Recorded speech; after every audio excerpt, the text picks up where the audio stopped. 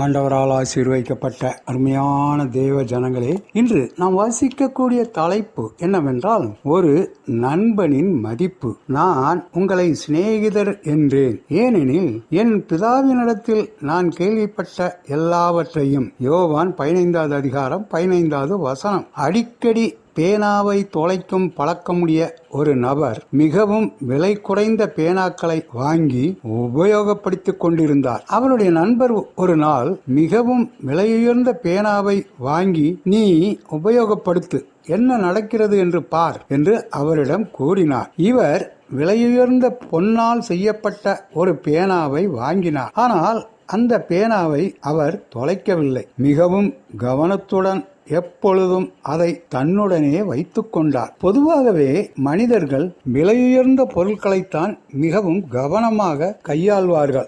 கவனமும் கவனக்குறைவும் நாம் ஒன்றை எவ்வளவு மதிக்கின்றோம் என்பதில்தான் உள்ளது. நாம் ஆரோக்கியத்திற்கு மதிப்பு கொடுத்தால் நாம் என்ன சாப்பிடுகின்றோம் என்பதில் கவனமாயிருப்போம். பணத்தின் மதிப்பு தெரிந்தால் கவனத்தோடு செலவழிப்போம். நேரத்தின் மதிப்பு தெரிந்தால் நேரத்தை வீணடிக்க மாட்டோம்.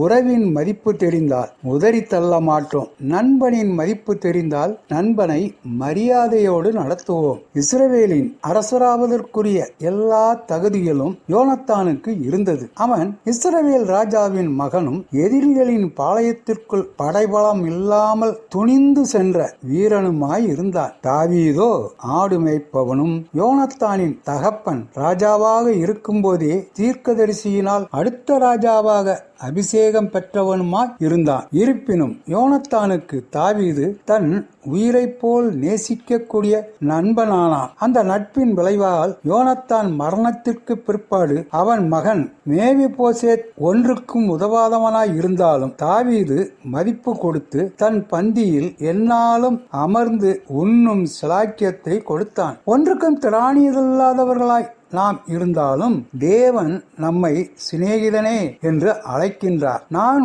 உங்களை சிநேகிதர் என்று, ஏனெனில் என் பிதாவினிடத்தில் நான் கேள்விப்பட்ட எல்லாவற்றையும் உங்களுக்கு அறிவித்தேன். யோவான் 15வது அதிகாரம் 15வது வசனம் என்று சொன்னார். உங்கள் வீட்டிலோ அல்லது வேலை செய்யும் இடத்திலோ உங்களை யாராலும் மதிப்பதில்லை என கவலைப்படுகின்றீர்களா? தேவனுக்கு நீங்கள் ஒவ்வொருவரும் விசேஷித்தவர்கள். பூவை போல் உதிர்ந்து புல்லை போல் உலர்ந்து போகக்கூடிய நம்மை பரலோகத்தில் நித்தியமாய் வாழ வைக்க அவர் பாடுபட்டு சிலுவையில் அறையுண்டார். இப்படிப்பட்ட சிநேகிதனை நாம் எப்படி நேசிப்போம்? நம்மை அவருக்கு ஒப்பு கொடுப்போம். ஆண்டவர் தாமே நம் அனைவரையும் ஆசீர்வதிப்பாராக. ஆமேன்.